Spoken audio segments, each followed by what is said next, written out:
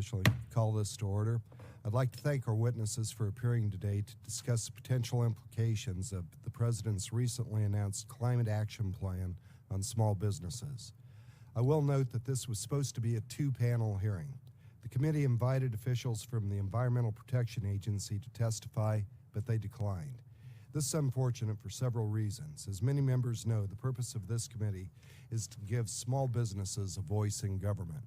All too often, Congress and federal agencies fail to consider the potentially negative consequences to small businesses of the laws we pass or the regulations that agencies seek to impose.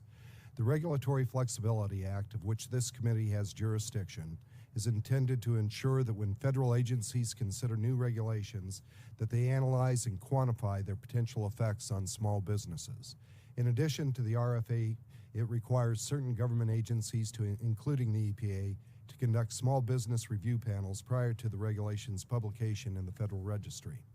This process not only helps small businesses understand the potential scope and costs of government regulations, but allows them to actively inform and assist agencies in developing less burdensome alternatives. Unfortunately, compliance with RFA is too often been the exception rather than the rule, and few agencies have done a worse job in meeting the RFA obligations to small businesses than the EPA, which declined to be able to attend the meeting today. In too many instances, the EPA has improperly certified rules as not having significant impacts on small businesses. It has produced flawed economic analysis of its rules and failed to provide small businesses review panels with sufficient information to assist them in informing agency rulemaking. Poorly crafted and burdensome regulations have been the result, and let there be no mistake.